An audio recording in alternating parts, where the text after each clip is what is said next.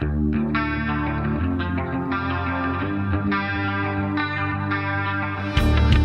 listening to the Uncommon Life Podcast. Whether you're a startup or you've been in business for 10 years, this show is for you. Each week, you'll get mentored by business leaders who deliver valuable strategies, tactics, and tips on how you can pursue your passion without compromise. We'll show you how to achieve balance while sticking to your core values so you can have an uncommon life. Now, here's your host, Jimmy Fullerton. Okay, so here is part 2 of my interview with J.P. Crawford of Diverge Fitness. We touch on a variety of topics, but we talk about relationship building, morning routines, self-care. It was a lot of fun, and I hope you enjoy it as much as I did. What, as far as your relationship building, you're very good with people. Oh, thank you. How much time do you spend building relationships? Do you even need to do that anymore? It, as far as networking, that type thing. When I say networking, I don't like to use that term. Bothers me a little bit. Mm-hmm. I like to call it relationship building because I don't like the network per se. No. I do what's necessary there, but I'm more about building relationships and through like naturally. Absolutely. Just let it grow organically. Yeah.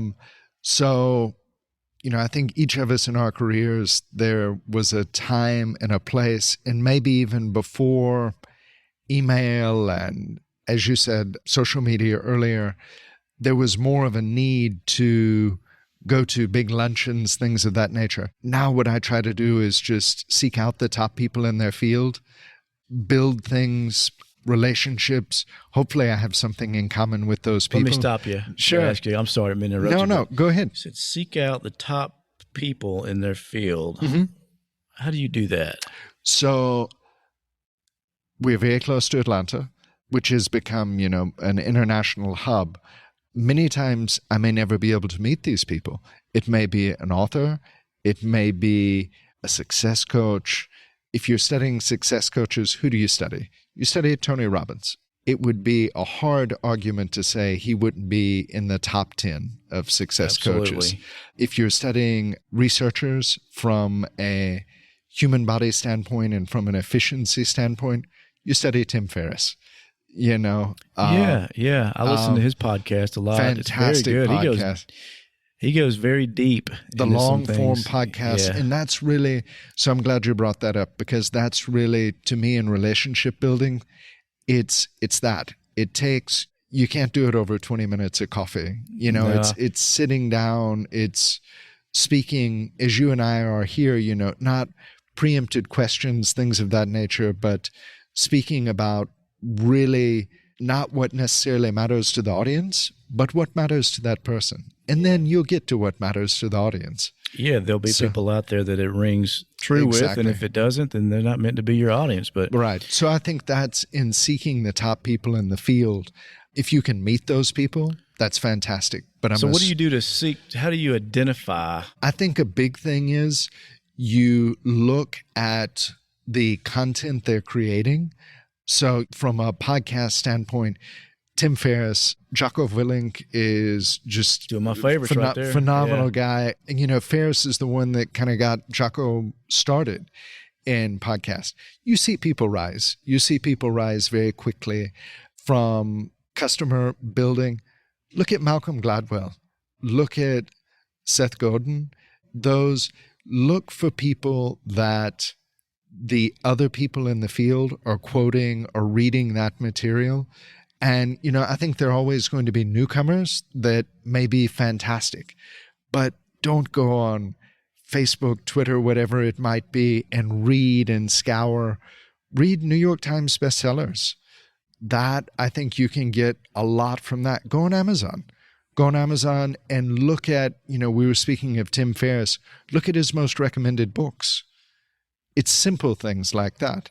There's several books I've bought as a result of the this is a Tim Ferriss podcast promotion. Yes, here, yes. But yeah, there's a couple of I get the 5 bullets. Yeah, 5 Bullet Friday. There's one, at least 2 that he's recommended that I've read that I really enjoyed. So I think that's what you do. You go on and you learn as much as you can about those people.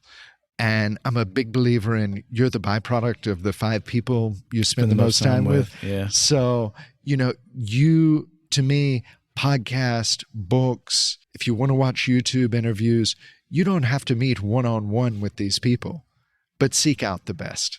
Yeah. I'm sure there are local people that are great, but if you're looking at someone that's made a multi-million-dollar company and that's saying, look, this is how I did it, just duplicate that and do, I think entrepreneurs so often go out and they say, I'm going to do it my way. That's wonderful. I did that. You did that. I think that's great. But why not learn from people that have already done what you're trying to do? Yeah, that's something I definitely believe is one of those traits I think entrepreneurs have to possess is humility, a willingness to admit that, hey, I don't know everything. There's other people out there, not just the ones that have already done it. I agree. That's probably where you should start because they have a proven system, but not everything's going to have a proven method. No, not at all. You might take a little from here, a little from there, but there are people locally too. Yeah, I definitely believe in going beyond local, but I think, you can get plenty of wisdom from people that maybe they're not millionaires. Maybe they're in a different state, but I think everybody has something of value. Everybody has a story and something they've been through that you can get value from. I think being able to recognize and identify that is important, and it can definitely help you be successful. So you don't always have access to the people that have the huge following. You can follow them, but as far as building relationships, I tend to focus on the few people that I can build a really good relationship with and kind of expand from there naturally, like they refer somebody and then it kind of goes from there. Well, one thing I absolutely hate is going to forced networking events where you chit chat, small talk for 10 minutes. And it just bores me to tears, man. I can't do it. I'm not really good at it either. I don't like to do that. No. And you think about it with those things, what's the purpose of those things? The purpose of those things normally is there's some organizing committee and you're trying to bring people together. But those people may have nothing in common, the likes, the dislikes, things. So, and you're spending just a few minutes with each person. As you said, instead of when you're getting started or when you've been going, just ask for help, And when you're there, when you're talking to somebody, in the back of your head, what is it you're always thinking? This person wants something from me. Exactly. And they're thinking I want something from them, Right. So to me, even though I can see the benefit of that to a certain extent, I'm much more in the vein of trying to provide something. If you're familiar, you might not be familiar with this guy, Michael Mayer. I've heard the name. He wrote The 7 Levels of Communication. It's about building a referral-based business. And basically, one of the main themes of it is, when you meet people, be strategic about it, but figure out how you can genuinely help them. And that comes from, like you said, listen to what they really need, and then figure out how can you help them get what they want. And, it's out of that, you can develop a genuine affection and care for people and how they're doing. But start out just trying to help them out. Don't ask for anything in return. Just let them know, hey, man, I can help you out. Right. I can provide some value to you, and don't ask for anything in return. No. But building relationships like that is much more rewarding for me. Just going out, having lunch with somebody and talking to them and finding out. I do that in real estate. Yeah. And you've done well with that. Yeah. And I enjoy that. I like to meet people and find out about their lives. I'm real, not in the nosy standpoint, but I like to find out what makes people tick. Yeah. I love that. That's a big part of who I am. So you always strike me as very happy. Oh, I am very happy. I've got an awesome life. Yeah, you got an awesome life. You need to do a T-shirt that says that. An awesome and uncommon life. It is. It is an awesome and uncommon life. Hey guys and gals, my apologies for interrupting, but I have something I want to share with you. If you want to recession-proof your life and be able to thrive financially in any environment, then I have something for you. It's a blueprint I use for business and life. It's a combination of what I've learned from my mentors and through my own blood, sweat, and tears over the course of 20 years. It contains 5 key principles that will transform and elevate your life and business if you apply them consistently. Believe me, if I had this blueprint 20 years ago, I could have saved myself a lot of time and money, but I'm sharing it with you now for free when you go to www.uncommonlifepodcast.com. You can get yours for free today.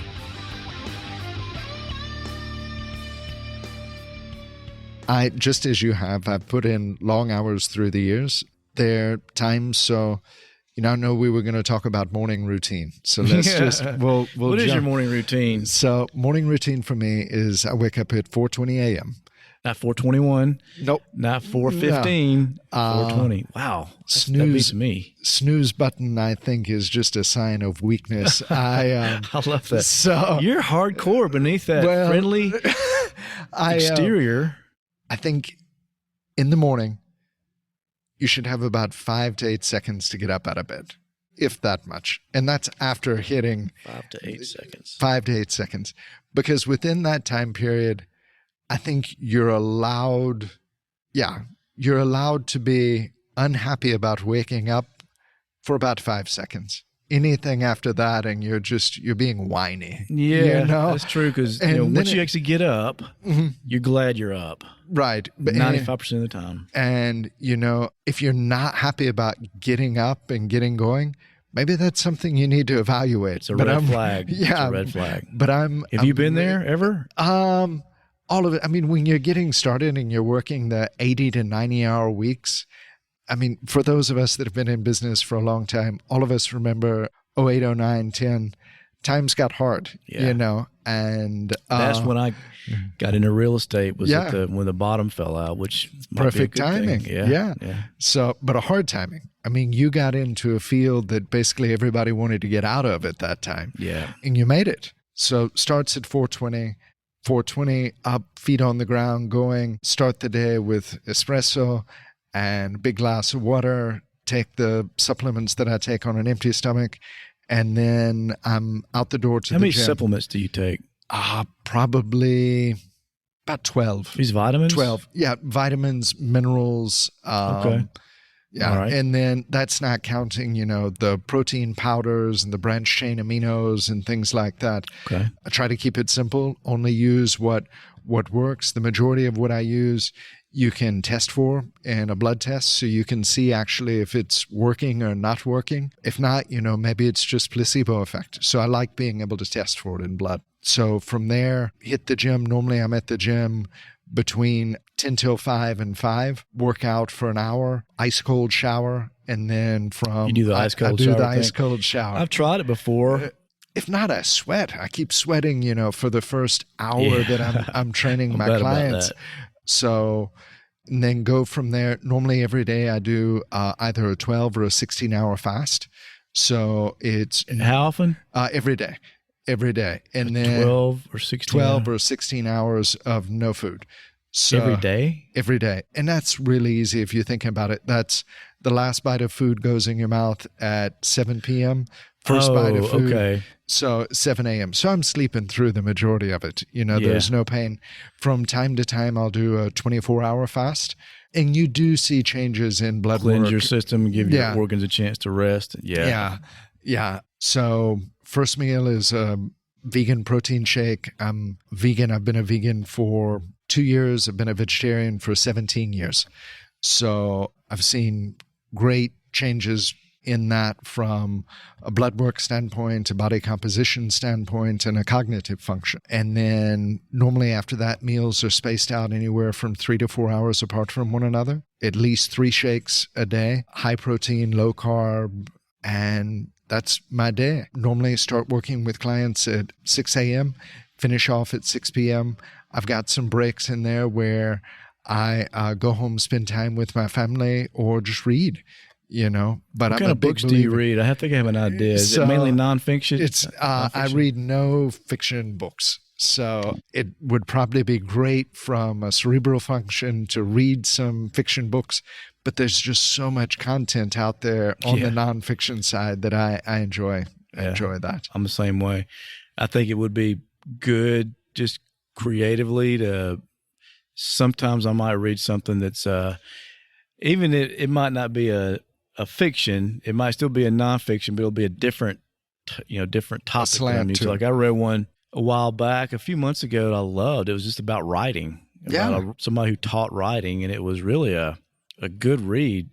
It really makes I could really appreciate writing after I read that book, because she just made her point so eloquently, but simply as well.